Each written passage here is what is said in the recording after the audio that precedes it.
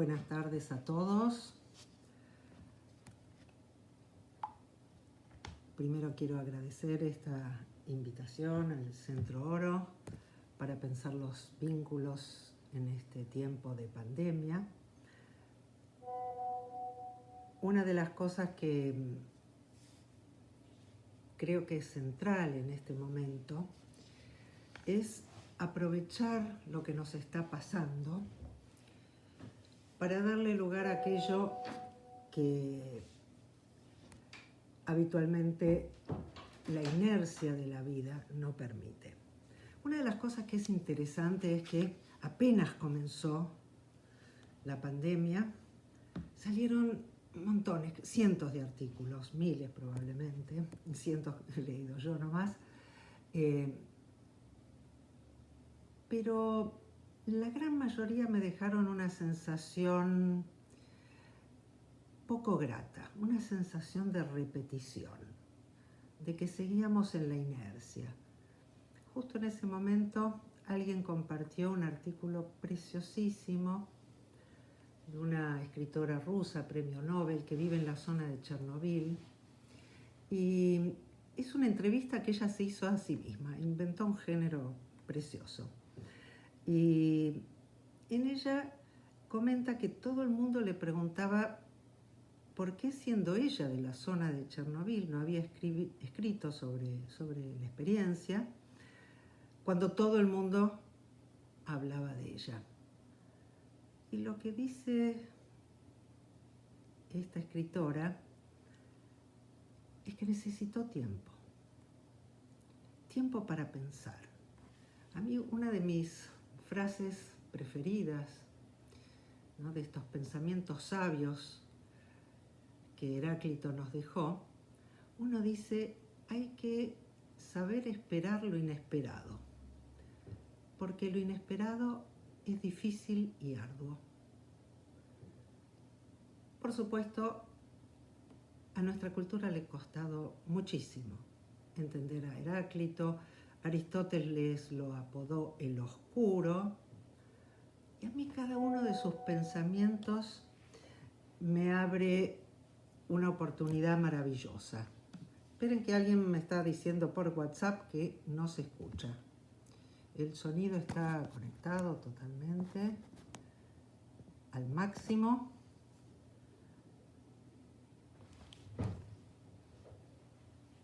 Dicen que no se escucha, a ver si lo pongo más cerca.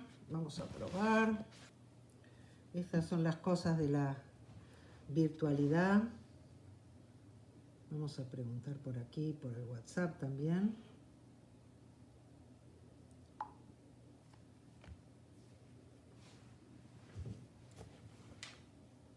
¿Ahora escuchan?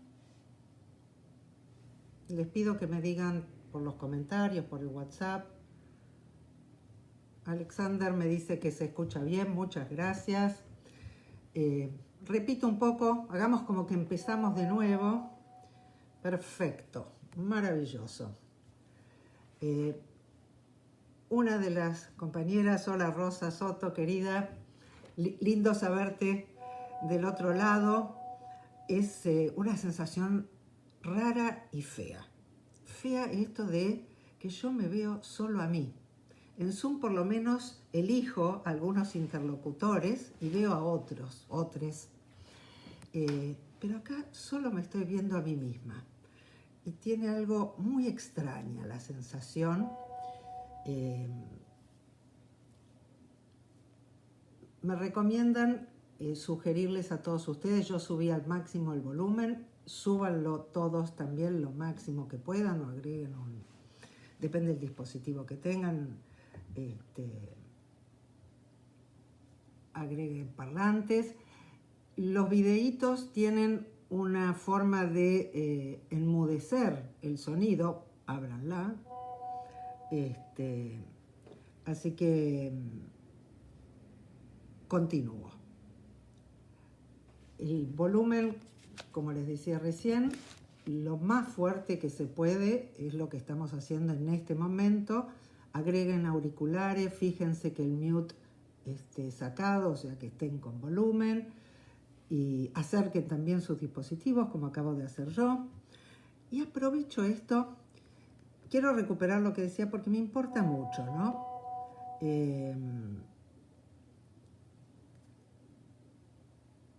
Esta frase de Heráclito, hay que saber esperar lo inesperado, porque lo inesperado es difícil y arduo. Y creo que esta pandemia nos da una oportunidad de esa espera que habitualmente no tenemos, no nos damos, no es que no tenemos, no nos permitimos, nos exigen que no lo hagamos, vivimos en una cultura de la aceleración y ahora los ritmos han cambiado. Y lo que decía esta escritora, esta maravillosa premio Nobel rusa, es que ella tardó mucho tiempo en escribir sobre Chernobyl, porque quería darse la oportunidad de tejer nuevas preguntas, de habitar lo realmente diferente de esa experiencia. Y creo que esta es mi invitación, darnos esa oportunidad, la oportunidad de ver lo nuevo en vez de seguir repitiendo permanentemente lo mismo. Muchos pensadores tomaron algún elemento preferido de su amplia y valiosísima cartera de aportes y aprovecharon la pandemia para volver a lo mismo. Agamben sobre el estado de excepción, Byung-Chul Han siguió insistiendo sobre el peligro de la captura de las redes digitales, Zizek aprovechó para reinventar un nuevo futuro, puesto como no solo probable, sino inminente, y cada uno ha seguido con ese ritmo de la inercia que es preciso romper si queremos entender algo de lo que nos está pasando, porque nos está pasando algo nuevo. Siempre nos pasa algo nuevo, pero los viejos modos de entender en la mayoría de los casos nos alcanzan. Yo creo que en este caso sería suicida seguir pensando como pensábamos, seguir viviendo como vivíamos. Es muy lindo decir, no quiero volver a la normalidad porque la normalidad era el problema. Los hermanos chilenos difundieron esta mirada a través de sus rebeliones anteriores a la pandemia. Y creo que muchos nos sentimos interpelados y efectivamente no queremos volver a la normalidad. Pero no alcanza solo con querer. Y en este sentido creo que me parece central darnos esta oportunidad de que emerjan nuevas preguntas, de no seguir con los latiguillos de siempre. Una de las cosas que marca estas dificultades son algunas de las polémicas contemporáneas, porque rápidamente la misma dinámica de la vida exige nombrar de algún modo lo que nos pasa. Pero ese nombrar después hace ser lo que nos pasa tiñéndolo de ese nombre particular. Por ejemplo, el famoso aislamiento social. El otro día Rita Segato, en una nota muy interesante, hace una crítica que yo comparto parcialmente, lo que quiere decir que en conjunto no comparto. Y esto es algo que también es súper importante que nos demos cuenta. Abordar la complejidad de la vida implica un esfuerzo de pensamiento que tiene que ver con salir de lo verdadero o falso, salir de un foco instituido de la mirada, salir de la captura de las teorías y de los modos perceptivos que estamos acostumbrados para que eso nuevo pueda emerger. Entonces, ella dice que es un equívoco pensar que la distancia física no es social. Yo tengo varias dificultades con esto porque no creo que haya una distancia física. Y luego todo el resto de la nota ella se ocupa de hablar del cuerpo. Y ahí me interesó muchísimo más. Pero también hay un tema porque uno no puede sacarse el cuerpo. Por supuesto puede aumentar la distancia entre los cuerpos, pero no puede haber aislamiento completo de los cuerpos. Por supuesto, quienes viven solos en este momento tendrán contacto corporal consigo mismo, pero también con todos los elementos de la naturaleza, con lo que están comiendo, con el sol, con el aire, con el agua, etc. Porque la vida es siempre convivencia, convivencia con otros, humanos y no humanos. Entonces, la noción de aislamiento es una noción peligrosísima. Por supuesto, los sectores en el poder, y no siempre lo hacen maquiavélicamente, sino que toman un nombre que ya se puso en otro lado o que parece dar cuenta de lo que ocurre y lo adoptan. Pero es muy cómodo hablar de un aislamiento social para los sectores del poder. Sin embargo, el 24 de marzo muchos participamos de otro modo en el recuerdo de aquella infame golpe y en las luchas que los continuaron. Y de muchas maneras nosotros seguimos en contacto. Lo que ha variado radicalmente podríamos llamarlo la geolocalización. Tenemos que quedarnos en casa o en el barrio si no tenemos casa. Se ha restringido enormemente la circulación.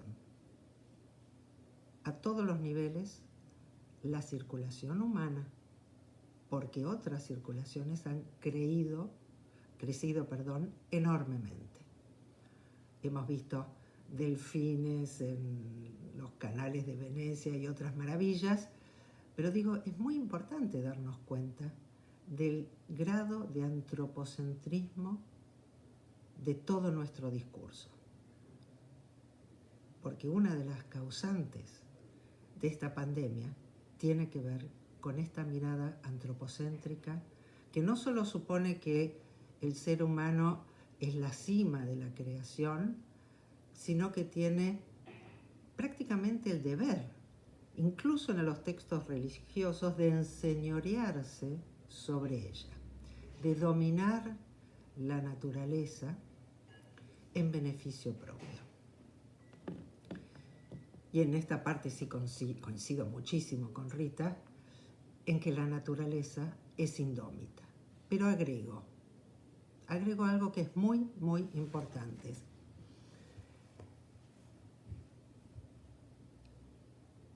Nosotros somos parte de la naturaleza. Una parte no puede domar al todo. La alucinación occidental, la alucinación antropocéntrica, mecanicista de nuestra cultura, ha sido precisamente la pretensión de que nosotros no pertenecemos a la naturaleza, que estamos enfrentados a ella y que podemos dominarla. Y este pequeño virus vino a recordarnos que no. Por eso yo he hablado ya de que esta podría ser la cuarta herida narcisista. Una cuarta herida que espero que sea más profunda que las anteriores, que nos saque definitivamente de esta noción perversa de que el ser humano trasciende y domina a la naturaleza, noción a través de la cual luego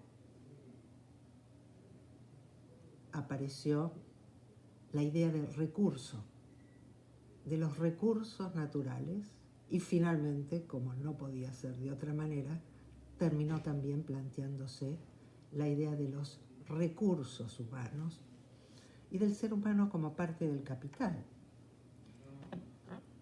¿Y por qué digo que este virus vino a decir que no. Porque si nos damos esa oportunidad de habitar esta experiencia, de hacerle lugar a la novedad que trae, si nos dejamos perturbar en nuestras certezas instituidas, lo que el virus pone sobre todo en primer plano es la profunda interconexión de todos en la naturaleza, como parte del tejido y de la trama de toda la naturaleza. Y entonces, de lo que se trata ahora, y por eso mi énfasis en esta charla virtual es en pensar de qué modo somos parte. Y es pensar todo aquello que la modernidad no nos permitió pensar. Porque creímos haber trascendido la naturaleza y somos parte de ella. Por eso no estamos aislados, no vamos a estar aislados nunca, porque no existe tal cosa como el aislamiento. Hay disminución de distancia, de circulación, hay aumento de las distancias que tenemos que mantener, hay cambios en los modos de la presencia. Esto es central. Hay una gran dificultad en todas las ciencias humanas para pensar el cuerpo. De alguna manera podría decir, le regalaron el cuerpo a la biología. Y entonces cualquier mención del cuerpo aparece como biologismo. Porque se asume como verdadera la posición mecanicista de la biología. Y lo que este virus viene también a cuestionar es esa construcción mecanicista de la vida, esa idea del aislamiento, esa idea de la existencia individual y también nuestra noción de cuerpo. El cuerpo humano y el cuerpo de todos los seres vivos, sin distinción, es un cuerpo vivo, no es un objeto mecánico. Esa es la construcción cartesiana que todavía nos tiene cautivos. Este cuerpo vivo es un cuerpo siempre interactivo, o mejor aún, me gusta decir entreactivo.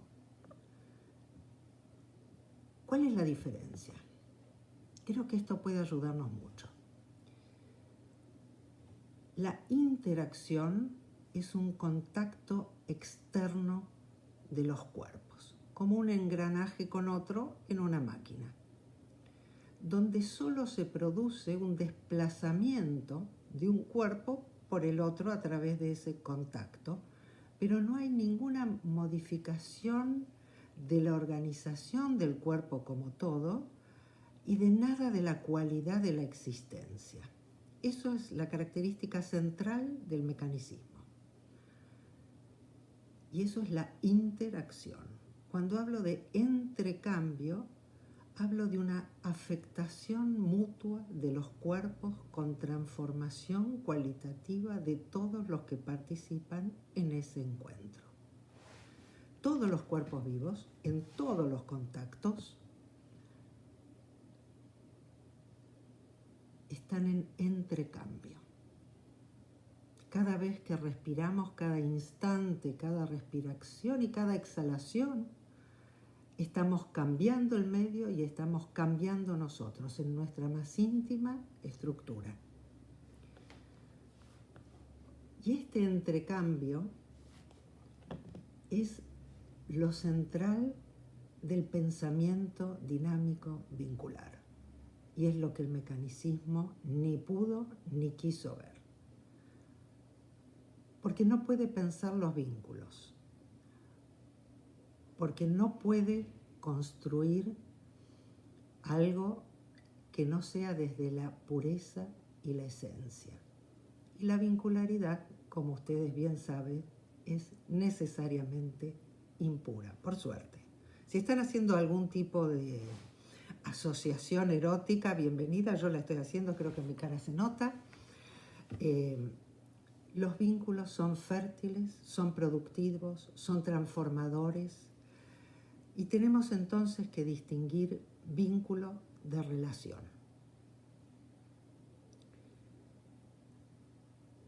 Y esta distinción lo cambia todo. La relación es un nombre que nosotros le damos a un tipo de vínculo que conceptualmente hemos instituido. Por ejemplo, la relación madre-hijo, o la relación docente-alumno, o la que se les ocurra. Las relaciones tienen nombre. Las relaciones vienen con mandatos. Las relaciones están instituidas. En cambio, los vínculos son el aspecto vital, creativo, novedoso, original, innombrado e innombrable de la vida. Cuando yo me encuentro con una amiga, puedo tener montones de vínculos distintos. La relación se llama amistad y es una cartografía que nuestra cultura estableció. Otras culturas pueden tener muy distintas cartografías relacionales, en general es el caso. Pero los vínculos son dinámicos, los vínculos cambian, los vínculos nos modifican, los vínculos no pueden instituirse, los vínculos son instituyentes. Hasta allí Castoriadis, por ejemplo, nos ha ayudado mucho a pensar. Yo vengo trabajando hace décadas en esto, pero he notado, gracias a esta pandemia, una dificultad añadida. Y es cómo se relacionan, de qué forma lo que llamamos relaciones afecta a lo que entendemos por vínculo. Y precisamente afecta imaginariamente, porque las relaciones, todas las relaciones, son nombres de un imaginario, de una cartografía conceptual que una cultura establece. En cambio, los vínculos son aquello que está pasando ahora en la vida. Entonces, la relación tiene que ver con la misma relación que tiene el imaginario con el pensamiento. Nuestra cultura, por lo general, ha aplastado el pensamiento con el razonamiento, que ocuparía el mismo lugar que las relaciones, cuando los vínculos están inseparablemente ligados al pensamiento. Los vínculos producen, los vínculos hacen existir. Los vínculos están en la duración, pero pueden tener muchas historias. Las relaciones siempre quedan fijadas en el imaginario. Entonces, este virus ha generado algo muy extraño. Ha mostrado que todo aquello que parecía que no podía ocurrir, ocurrió. La maquinaria mundial de la producción de la globalización se paró. Está en pausa, parcialmente, porque nunca puede parar completamente, pero hay una pausa muy importante. Pero la vida no tiene botón de pausa. La vida siempre continúa, aunque mi vida particular en algún momento, lamento, terminará. Pero mientras esté viva, no puedo estar en pausa. Y entonces lo que aflora, lo que aparece, es la necesidad de construir o apreciar o revitalizar las formas vinculadas que la inercia ya tenía establecidas. Y esto es una oportunidad extraordinaria. Otra de las cosas que me gusta, aunque no tengo esa coincidencia. Yo creo que la coincidencia en espíritu es muy importante con Rita, pero este esfuerzo en el decir para mí es clave. En este momento no hay aislamiento social, pero sí hay empobrecimiento social, porque algunos modos de la presencia ya no son posibles, por un tiempo. Algunos modos de la presencia, pero no la presencia. En este momento, todos los que estamos aquí, de formas muy distintas, una de las cosas que me pasa, les aviso, es que me pongo nerviosa porque no sabía que iba a ver los comentarios. Entonces, veo cada tanto todas las dificultades de sonido, de todo tipo de cosas que están teniendo, y lamento, pero tiene que ver con los distintos dispositivos. Espero que la grabación salga bien para los que quieran volver a escucharla. Pero acá es una oportunidad para pensar esta noción que para mí es clave. No hay copresencia completa geográfica situada. Es decir, yo no estoy en su casa y no estamos todos juntos o todes juntes en un auditorio. Pero me están escuchando, algunos mejor, otros peor, y yo estoy hablando para ustedes. Entonces hay contacto, hay presencia y hay cuerpo. En el mundo psi esto es algo que llevo años intentando y voy a seguir proponer para pensar, para darnos cuenta, para habitar la experiencia. Ni yo, ni ninguno de ustedes, ni nunca nadie puede sacarse el cuerpo de encima.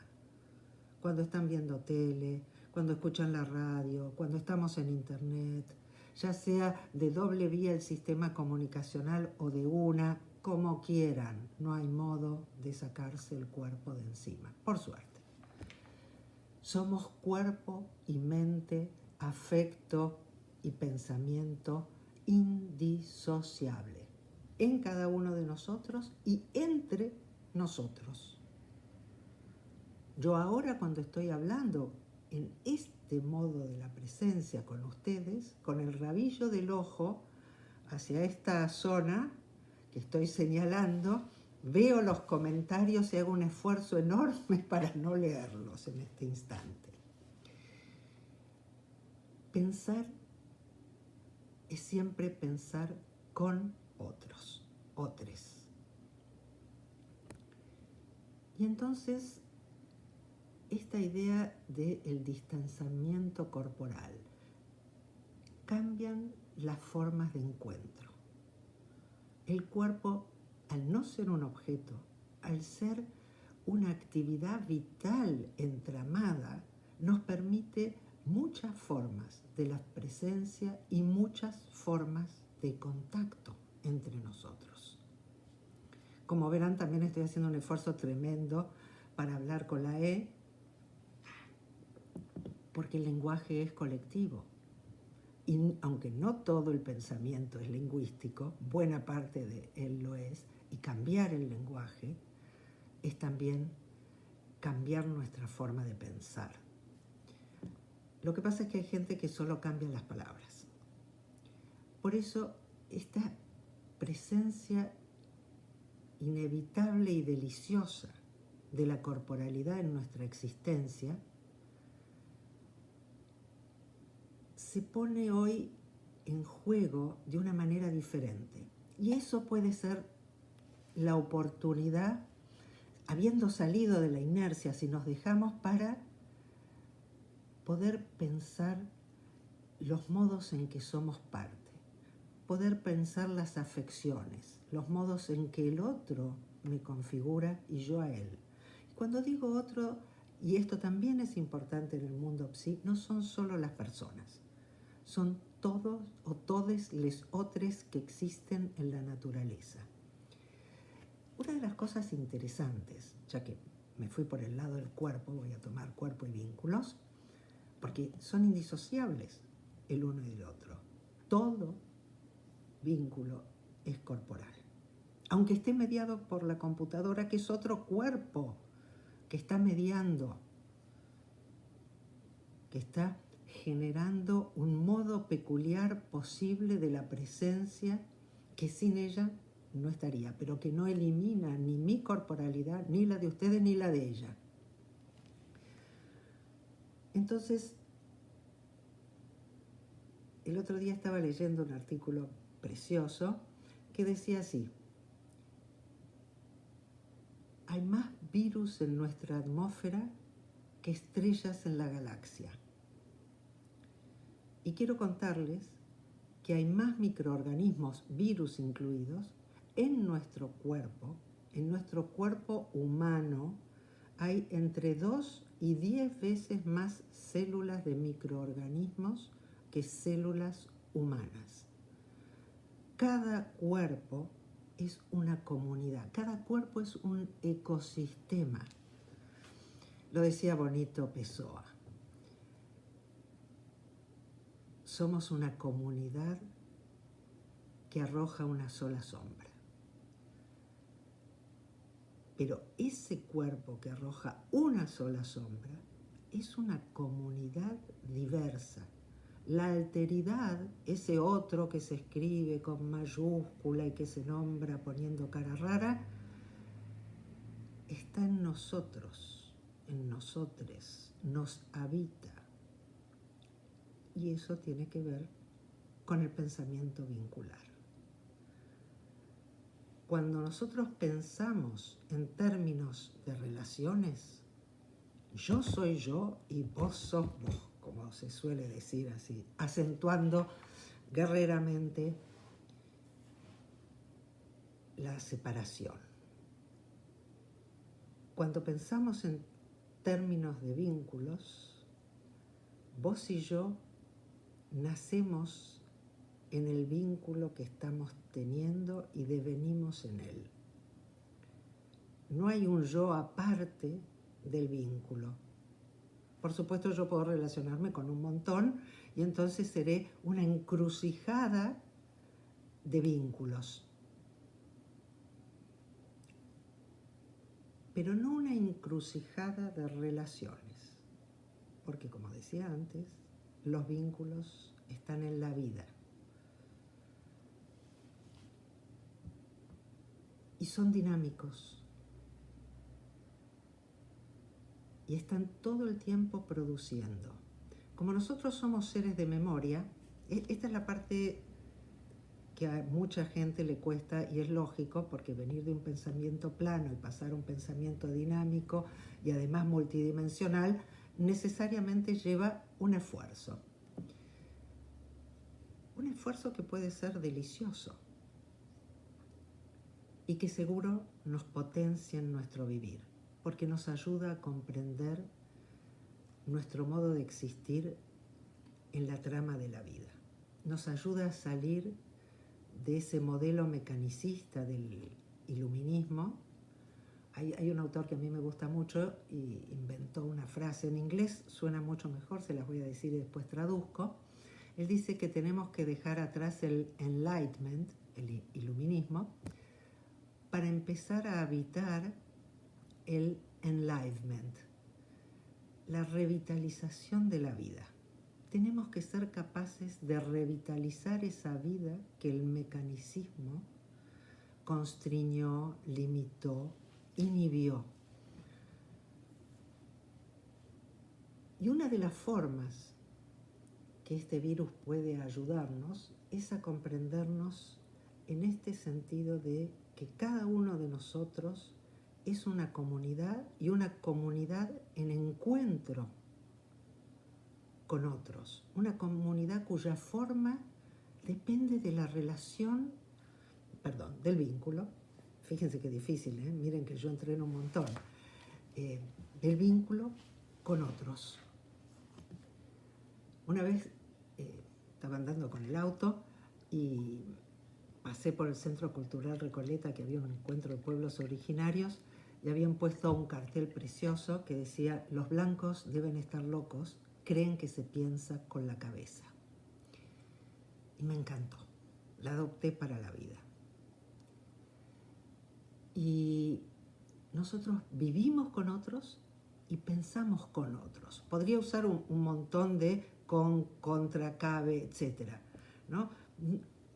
El pensar en la diferencia es uno de los aportes centrales para el pensamiento, ¿no? Cuánta diversidad nosotros podemos ser capaces de acoger, y la diversidad la traen lesotres.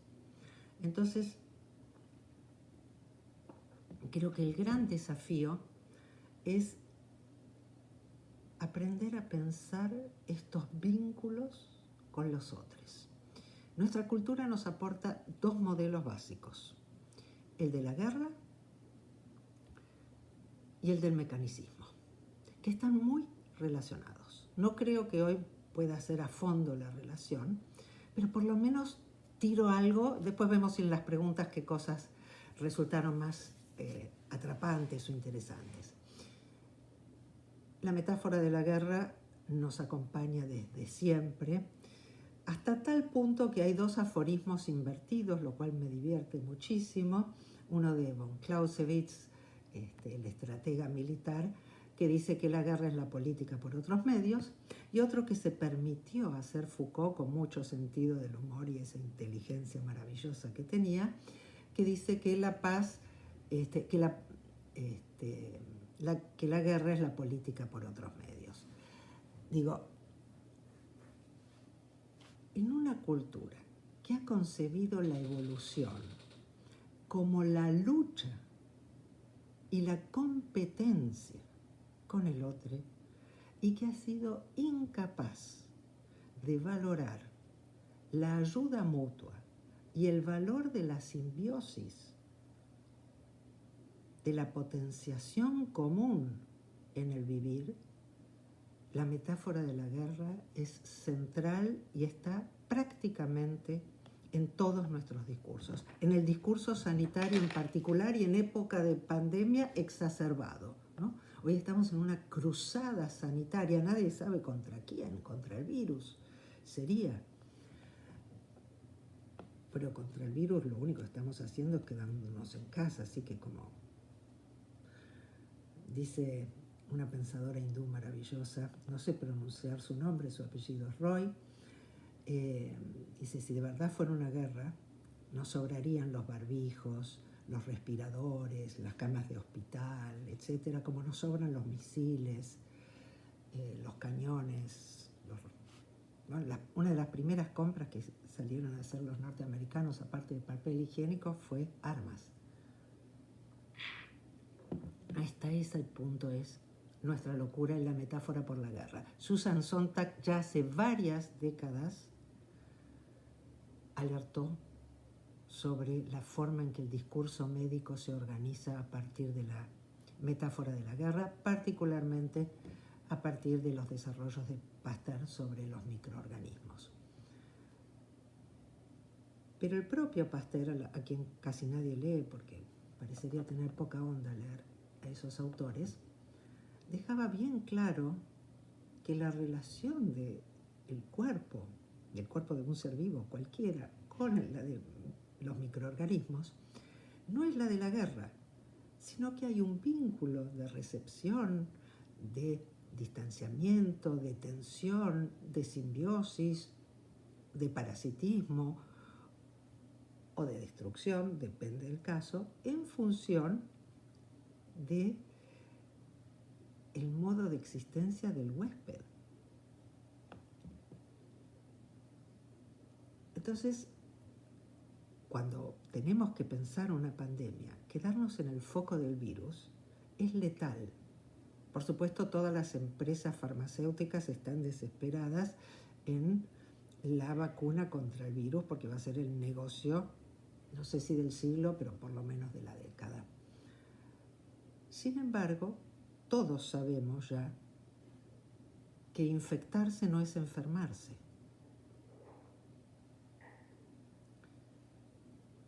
Y hasta Pedro Guerra se permitió hacer una canción preciosa que se llama Contamíname. Y de verdad que a uno le encantan ciertas contaminaciones. Incluso de ciertas contaminaciones virales. De esas no sabe bien que le encantan, Pero si nosotros no tuviéramos esos cientos de miles de millones de microorganismos en el cuerpo de cada uno de nosotros, no podríamos sobrevivir, porque se encargan de muchas de las funciones esenciales para nuestra supervivencia, porque son parte de nosotros, son la comunidad que somos. Y un mismo microorganismo puede ser maravilloso alojado en el intestino y espantoso si se cuela dentro del corriente sanguíneo. No es que el virus es dañino o no, sino dónde y cómo ese vínculo produce.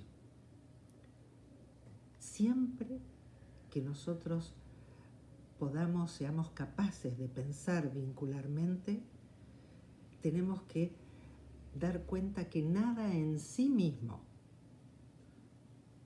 es destructivo o potenciador, sino que lo es en el vínculo, y el vínculo no existe si no es en la situación, en una trama. No es lo mismo una cierta situación en verano que en invierno, a la mañana o a la noche. La existencia es siempre una existencia entramada. Por eso el modelo relacional es tan peligroso. Pensarnos como parte es pensarnos, uno, embebidos en la naturaleza y no enfrentados a ella. Asumir que no dominamos la naturaleza y que tenemos que aprender a conversar con ella. No solo no a chamullarla, obviamente, ¿no?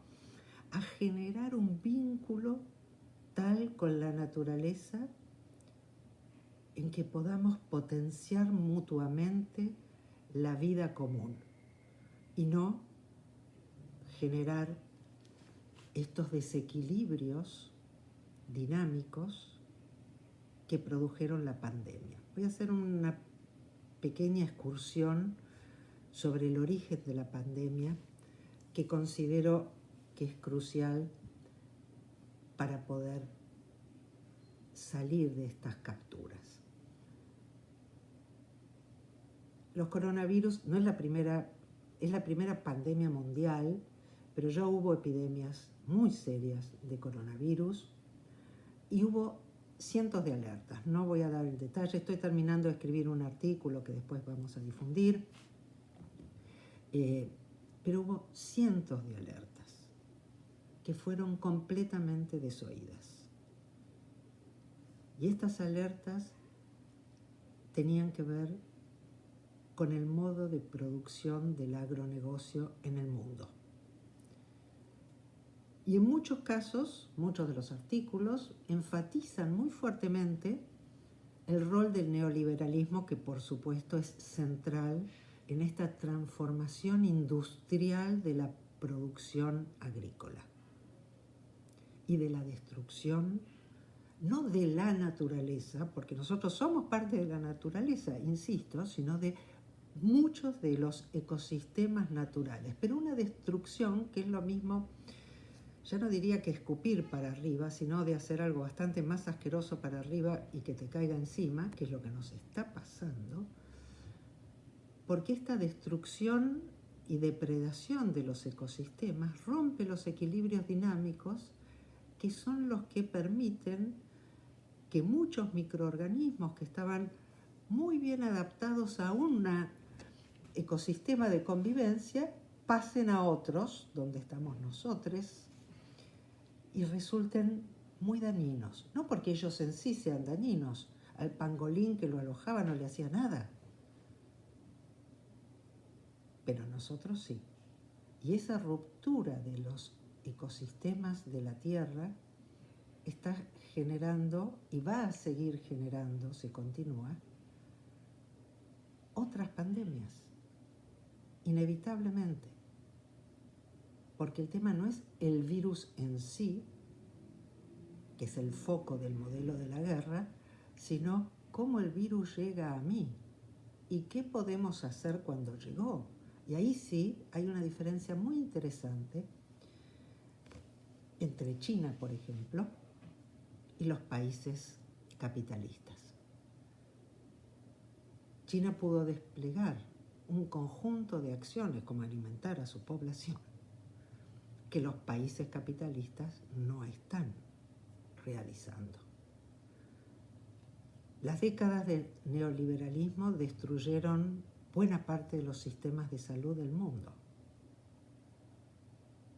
Y entonces, lo que llamamos la enfermedad tiene muchos cursos muy diferentes que nada tienen que ver con el virus.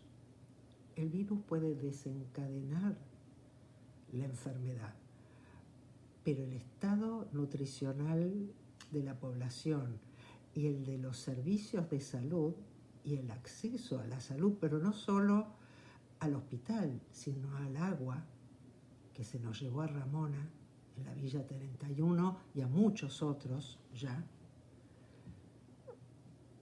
eso depende de cómo nosotros construimos, cuidamos nuestro ecosistema de vida, donde nada es un recurso, donde todos son partícipes activos en una producción y en un encuentro. Entonces, creo que el pensar estas pandemias tiene que ver con un eje central, que no es el de la guerra y no es el de los mecanismos y los recursos, sino el de los vínculos en la convivencia. Este es el centro, este es el núcleo. Y los vínculos son dinámicos, los vínculos son vitales. Y no es algo que pueda solucionarse de una forma meramente intelectual. Nosotros tenemos que aprender a convivir de otro modo, aprender a pensar al otro como un compañero de vida y no como un recurso para mi vida, sea quien sea el otro.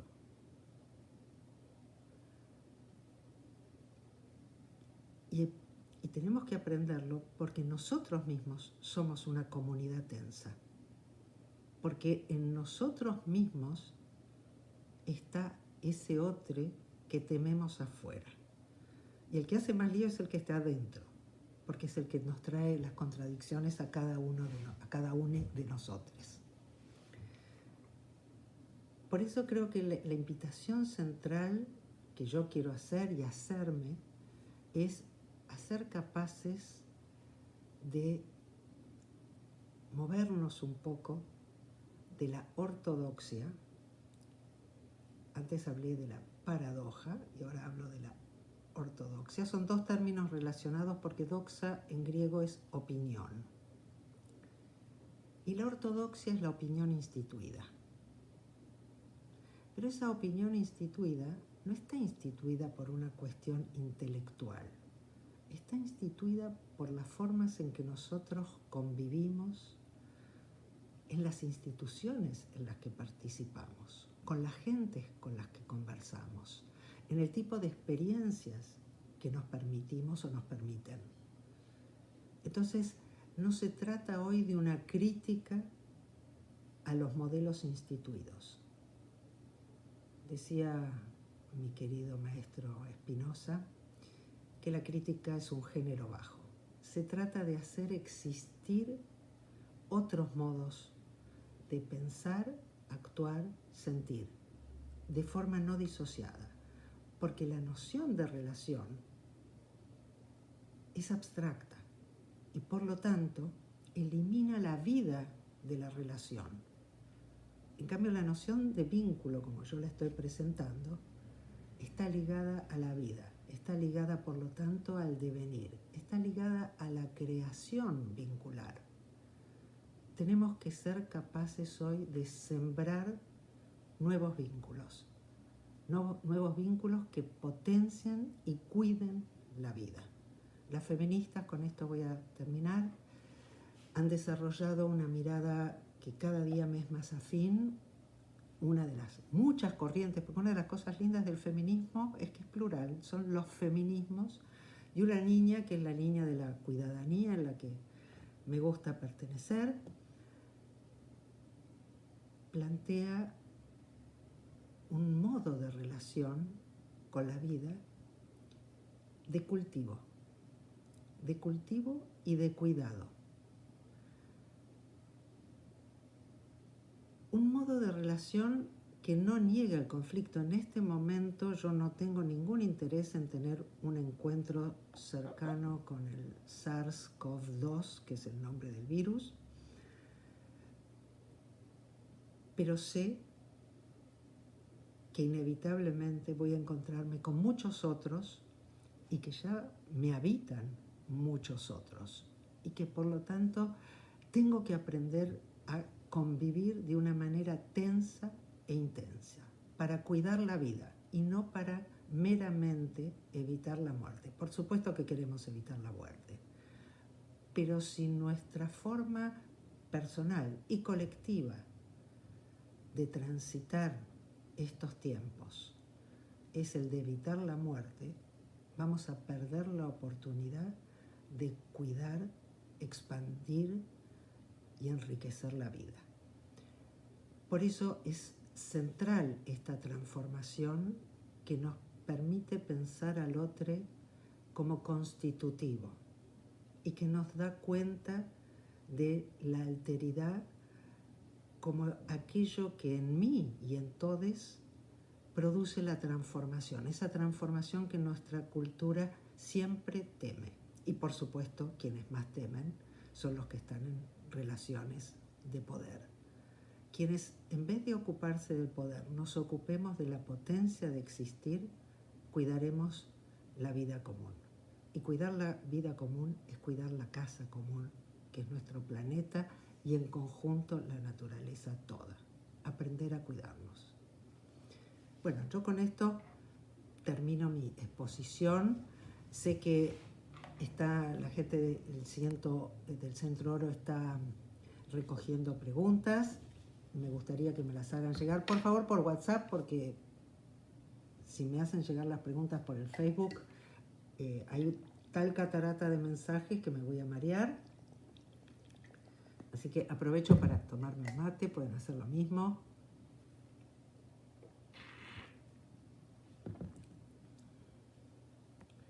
A ver si llegan. No se olviden de mandármelas por WhatsApp.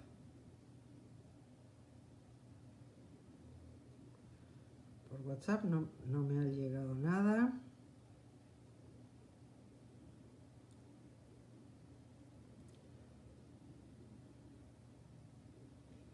Bueno, mientras tanto, como vi una de las preguntas aquí en el Facebook, voy contestando.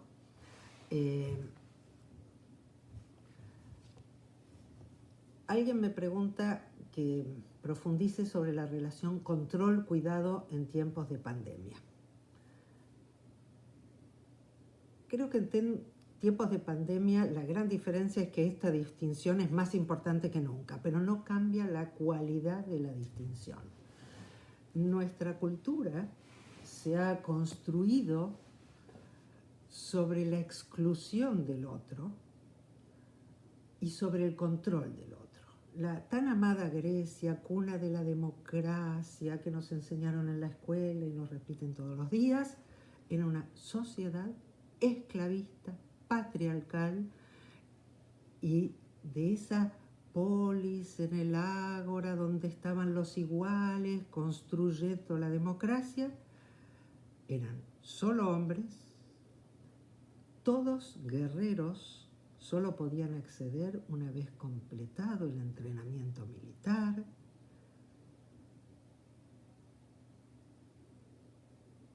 Y ciudadanos y nacidos en Atenas.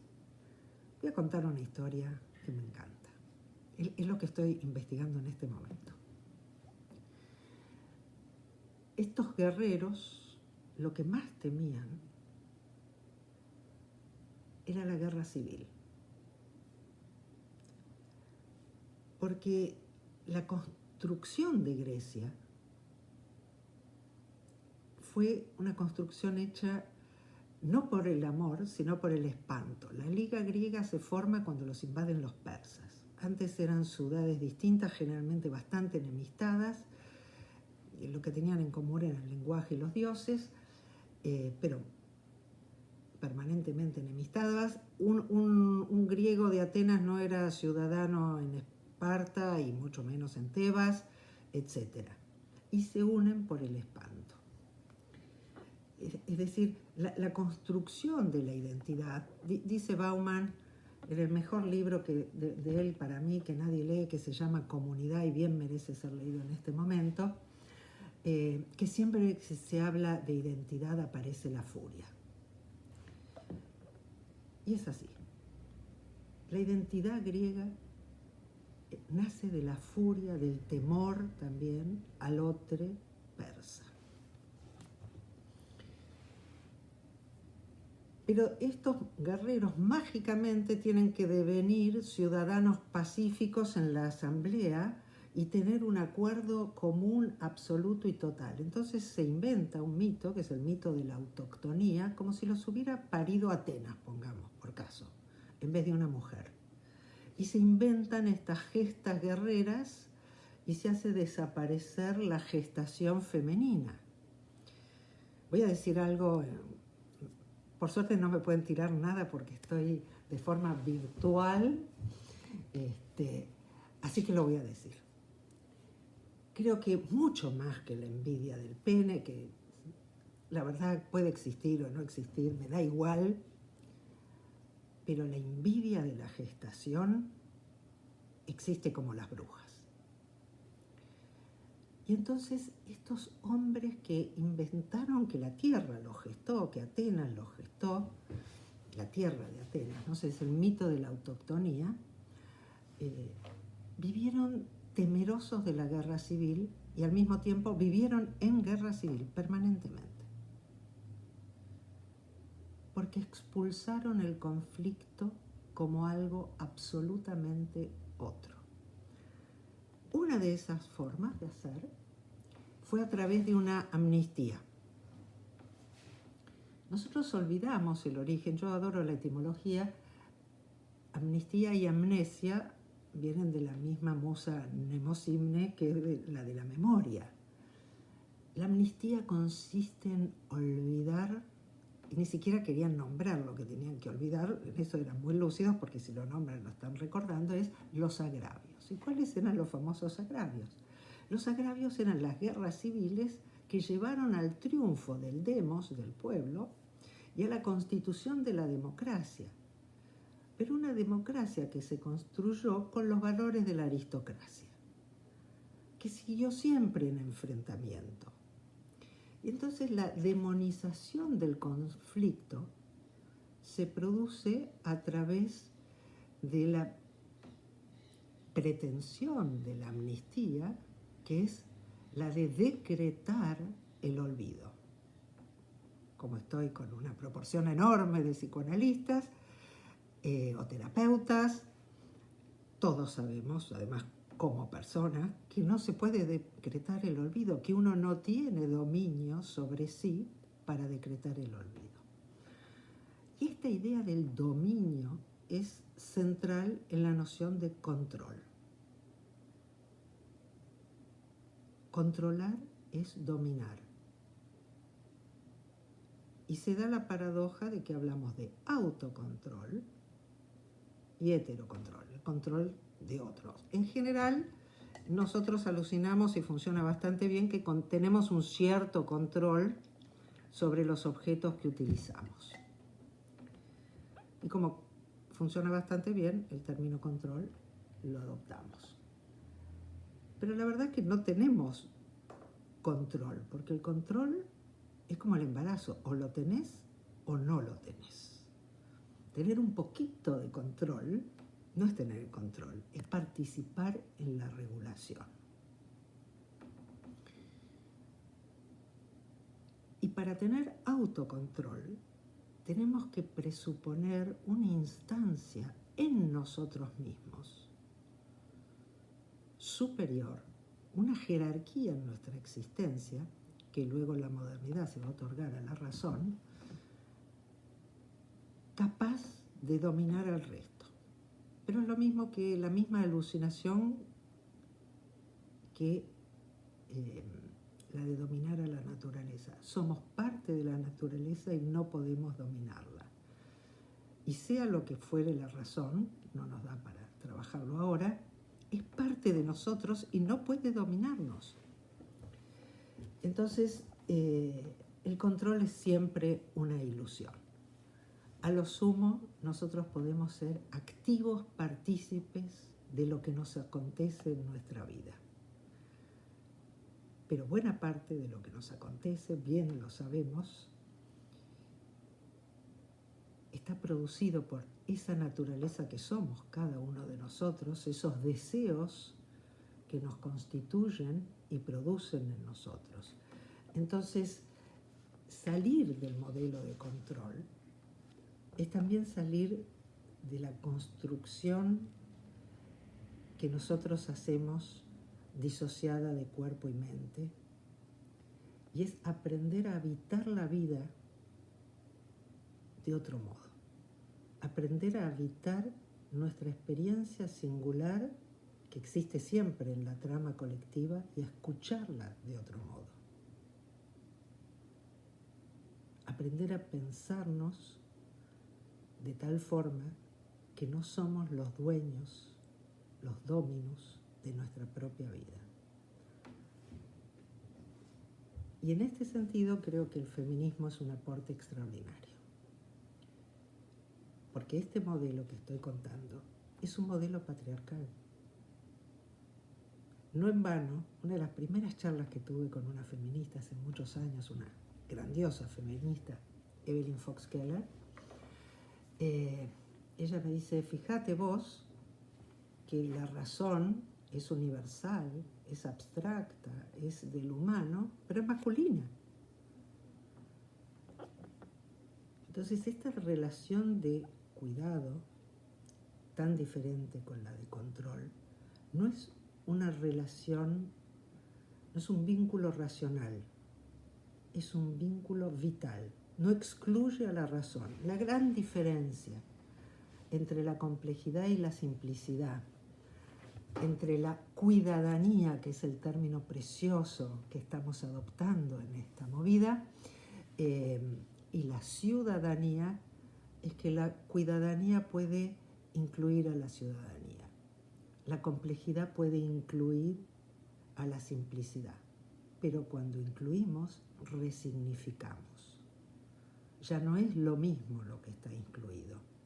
Entonces, esta relación de cuidado es una relación donde todo nuestro modo de estar con el otro, de sentir al otro, de sentirnos cuando sentimos al otro, es diferente. No es un lugar en que el otro me es ajeno, sino que compartimos esta pertenencia a la trama que estamos cuidando. No sé si hay alguna otra pregunta. A ver si tenemos acá.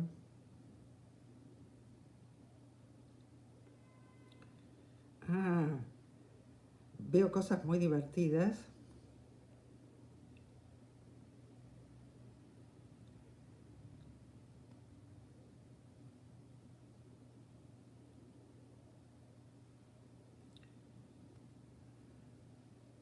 Alguien me pregunta, yo hablé de una cuarta herida narcisista, me preguntan cuáles son las anteriores. La idea de las 3 heridas narcisistas, que serían las anteriores, es una idea de Freud. La última vez que di una charla me había olvidado, gracias a Gisela Untorgilich, que siempre pronuncio mal, lo acordé. La primera sería la de Copérnico, que sacó la Tierra del centro del universo. La segunda herida narcisista sería la de Darwin, que puso al ser humano en el conjunto de los animales. La tercera es la de Freud, que destronó a la conciencia, habilitando el delicioso y vasto territorio del inconsciente. Y esta cuarta herida narcisista es la de abandonar el protagonismo dominante de lo humano y comprendernos como una parte integrante de la naturaleza, embebida en ella, producida por ella, gestada, cuidada por ella. Entonces, este lugar que nosotros solemos tener de dominación, de control, como venía diciendo, muta radicalmente para entrar a este pensamiento de la conversación tensa e intensa. Porque, y esto sí quiero decirlo, aclararlo de una manera muy radical, la conversación no se trata de buenos modales, que no hay por qué excluirlos, por supuesto, pero la conversación puede ser una conversación muy dificultosa, muy tensa, digamos, los resultados son producciones en la vida. Nuestro sistema inmunológico, por ejemplo, suele ser descrito, como casi todo, con la metáfora de la guerra. Entonces los anticuerpos serían las balas que nosotros tiramos contra los antígenos enemigos que entran en nuestro sagrado territorio. Ya hace más de 30 años, bastante más, que hay otra mirada de la inmunología, donde si bien hay un lugar de defensa, la defensa es posterior y subsidiaria al conocimiento y al cuidado. El primer lugar, la función central del sistema inmunológico en nosotros es el del reconocimiento de sí. Es la constitución del sí mismo corporal. Y es en esta constitución del sí mismo corporal, es muy interesante, buena parte de los educadores son los propios microorganismos que nos van enseñando cuáles se acoplan simbióticamente, productivamente, creativamente en nuestro cuerpo y nos constituyen y nos ayudan en nuestro vivir, o son nuestro vivir porque no son otra cosa, como por ejemplo el que produce vitamina K en el intestino y tantas otras cosas, y cuáles nos están dañando. Y como decía antes, también nos ayudan a reconocer cuando alguno se va a un lugar donde se vuelve dañino, no es que es dañino.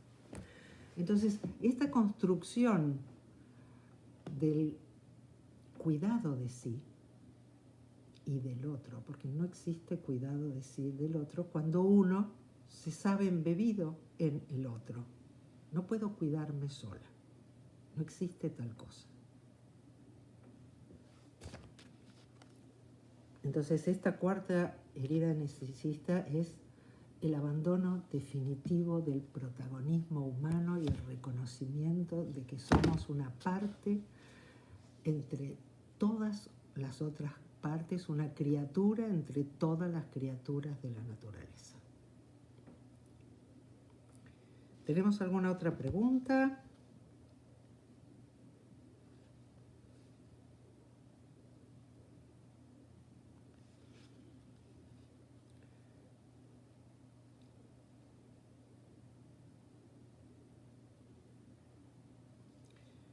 Alguien me pregunta por los saberes indígenas. Ah, mi querida Rosa. Los pueblos originarios saben de esto mucho más que nosotros. Nunca entraron en este delirio que se llama racionalidad. La idea de la racionalidad pura. La idea de una mente que domina el cuerpo. No existe eso entre los pueblos originarios. Siempre se supieron en diálogo, en pertenencia, en participación, en cuidado con la naturaleza toda. Nunca concibieron como objeto a ningún elemento de la naturaleza, ni siquiera los que nosotros más habitualmente llamamos objetos, ¿no? Cada cosa tiene un modo de existencia y ocupa un lugar. No solo los seres vivos, insisto, pero sobre todo los seres vivos. Y eso también. Entonces los pueblos originarios tienen hoy mucho que enseñarnos a todos. También otras culturas han vivido de una manera muy distinta que la civilización occidental.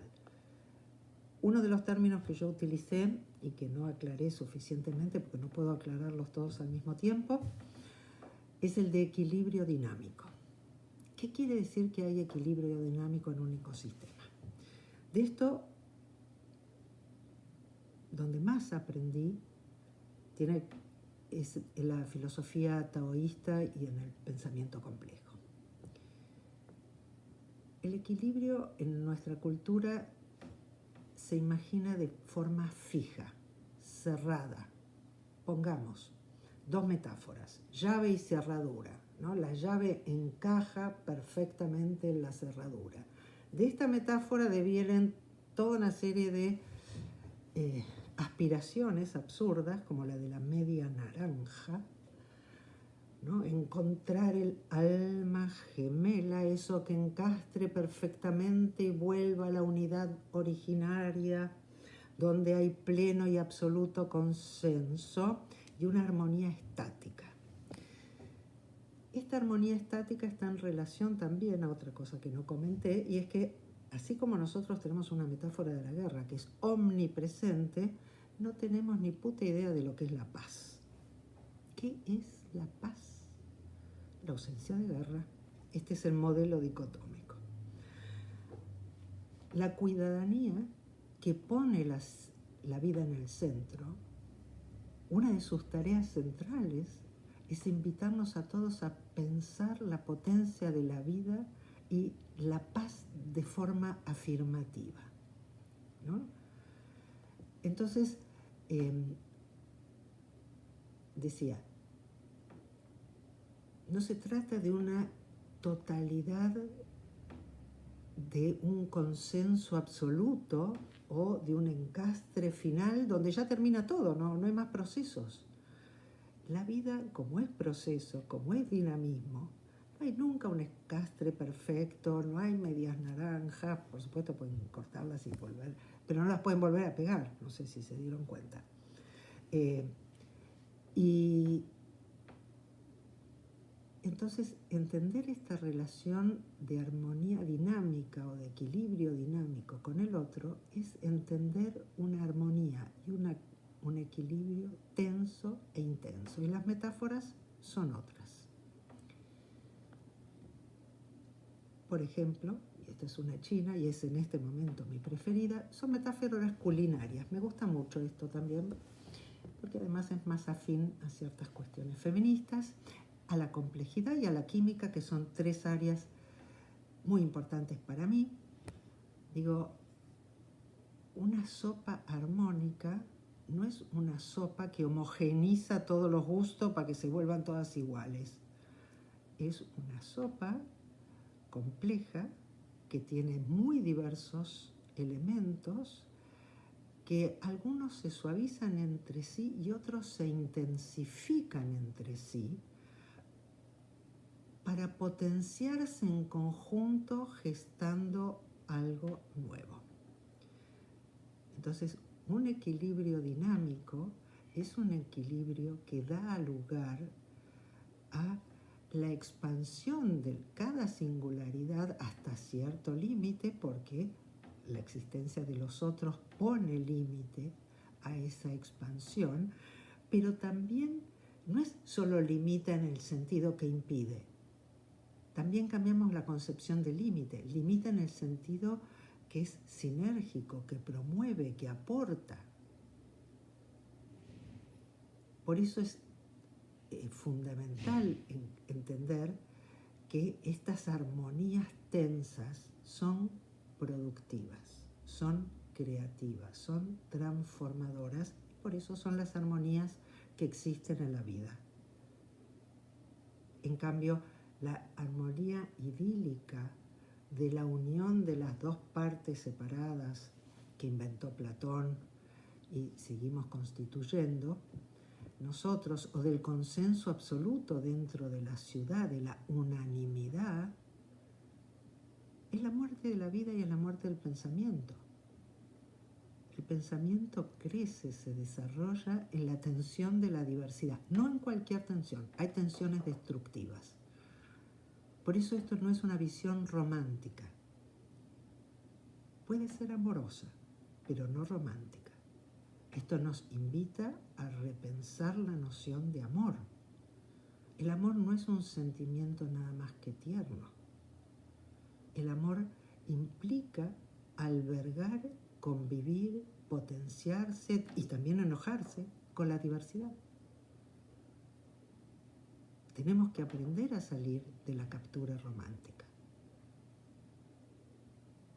que nace de esta expulsión de lo distinto, de la diversidad, de la alteridad y sobre todo de la alteridad en uno mismo. Bueno, no sé si... Supongo que sí, que hay otras preguntas, pero yo ya estoy bastante cansada. Voy a mirar qué me dicen acá por... Ah, me mandaron los mails y yo no vi los mails.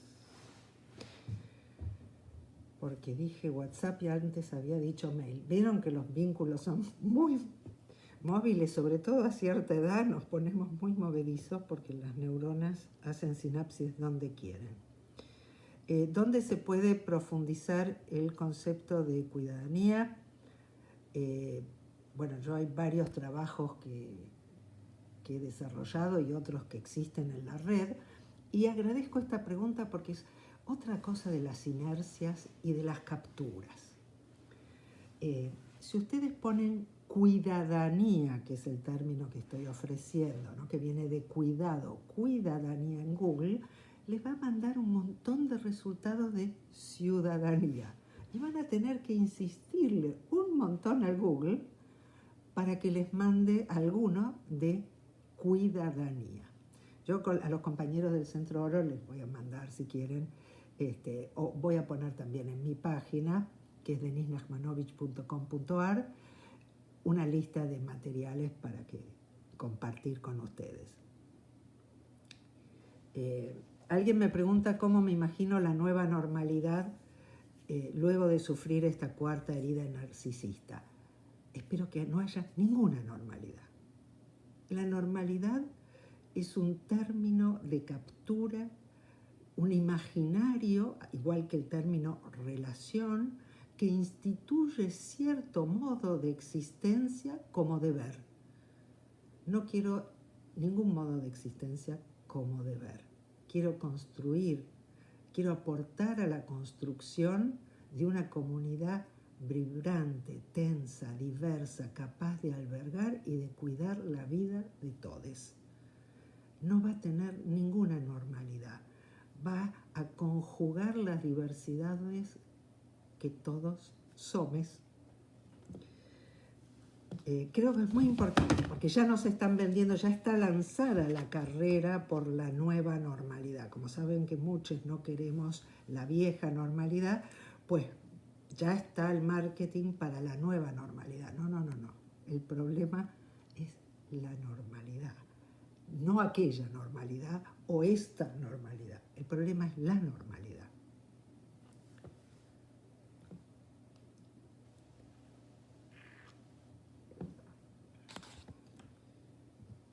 A ver.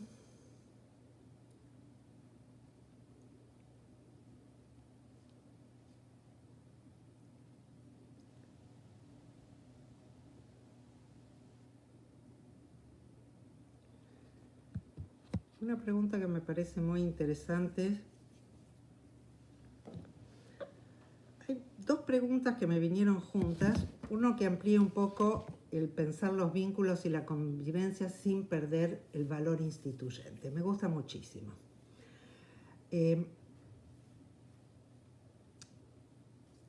Yo lanzo una cantidad de temas, hago lo que puedo con ellos. La relación entre lo instituido y lo instituyente es una relación compleja, vibrante, como dije antes, siempre en uno mismo, como existencia. Una sola persona que existe tiene un aspecto instituyente, es decir, hay una dinámica fisiológica del pensar, etcétera, que configura de una manera conservadora mi existencia. Y al mismo tiempo, como estoy viva, hay una dinámica transformadora capaz de albergar las novedades que sea capaz de albergar, que nunca van a ser todas. pasa lo mismo en una persona y pasa lo mismo en una institución, ¿no? Uno no puede decir, yo soy de los instituyentes, en cambio vos sos de los instituidos. No, en algún aspecto todos estamos en lo instituido y en algún aspecto todos estamos en lo instituyente. Ninguno domina demasiado desde qué lugar está en algo. Entonces aparece esta noción del cuidado, viene junto con otra que es muy linda, que es la de la delicadeza.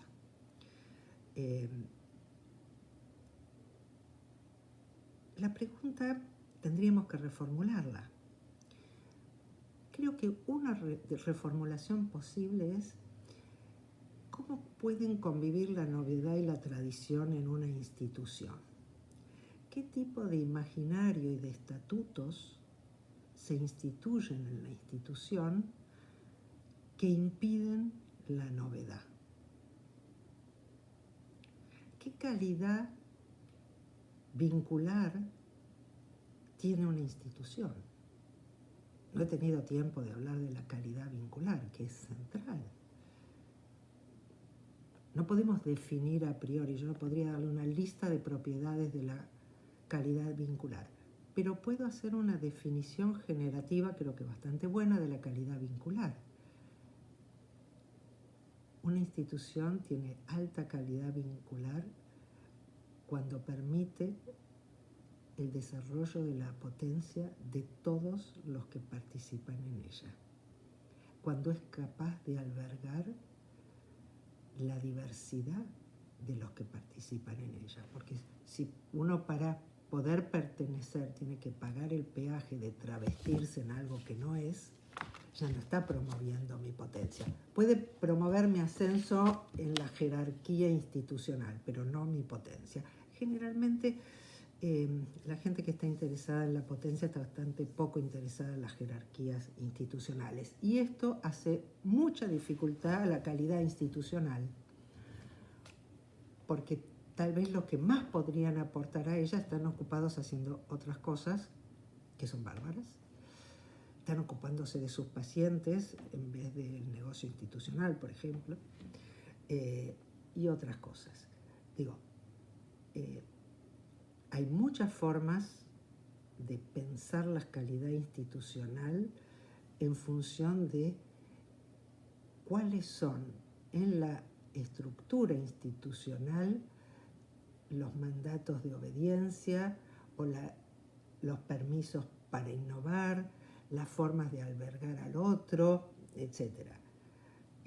Lo que no podemos es alucinar algún tipo de organización que no tenga nada instituido. Eso no existe.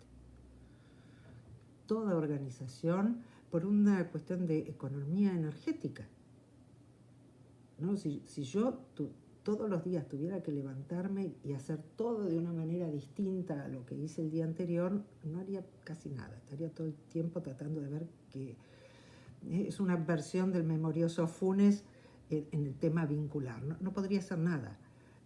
Tengo que tener muy buenas rutinas para poder ser creativa. Pero una cosa es tener buenas rutinas y otra cosa es sacralizar las rutinas. Por ejemplo, ya que me metí con los psicoanalistas, porque son la mayoría en este espacio, cualquier institución que haya hecho fetichismo al modo de teoría de la técnica, es decir, inventar que alguna técnica tiene en sí algún valor absoluto, fundamentado en cualquier cosa, va a ser menos proclive a lo instituyente que otras, sencillamente, ¿no? Cualquier constructo organizacional centrado en el a priori de que esto o aquello es absoluta y totalmente inmodificable, va a quedar capturado dentro del corralito de lo que ha instituido como inmodificable. La vida se ha ocupado todo el tiempo de hacer trizas finalmente esas cosas que se plantearon como inmodificables. Pero mientras tanto, la captura imaginaria deviene una captura de vida y funciona. Y en el tema de las familias, que es otra pregunta, el tema tema de las familias hay una dificultad muy peculiar en relación a este término de relación y vínculo que yo he planteado.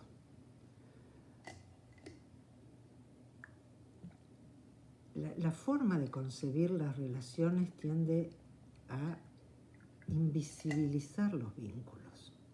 Solo se ve lo que ya se ha aprendido a ver. Y solo se ve desde el modelo que se ha aprendido a ver, ya sea una persona o ya sea una familia. Yo cuando escucho cosas como familias ensambladas me vuelvo loca porque es un modo de seguir admitiendo el modelo nuclear como base de la construcción de sentido. Modelo nuclear fue un instante en el universo que se dio en lugares muy limitados, pero que nosotros seguimos sosteniendo hablando de ensambladas. Son familias, y las familias no tienen funciones. La idea de lo disfuncional. Todo ese tipo de institucionalización de lugares, de estructuras, de relaciones, etcétera, impiden el florecimiento del pensamiento vincular, la capacidad de ver cómo está produciendo esa familia en particular en ese espacio donde vive y está siendo permanentemente juzgada desde un modelo de deber ser de lo funcional, lo estructural, lo sano, lo que sea que uno ponga ahí. Entonces creo que el aprendizaje de lo vincular es un aprendizaje centrado en aprender del pasado sin quedar cautivo del pasado, en poder utilizar o conocer ciertas figuras que organizan el pensamiento sin quedar cautivas de ellas, ¿no? Es un entrenamiento paradójico, sumamente entusiasmante, hasta diría excitante, de estar presente allí viendo qué es, cuál es la matriz generativa que está produciendo en vez de imponerla o juzgarla.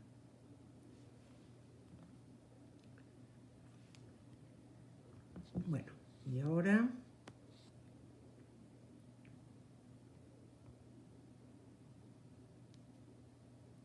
o menos lo mismo.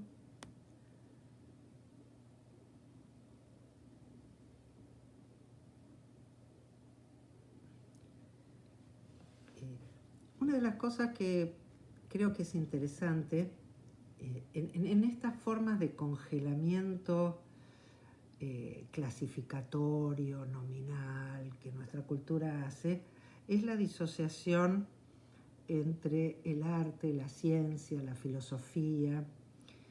Este pensamiento complejo, este pensamiento de la cuidadanía, no disocian en arte, ciencia y filosofía.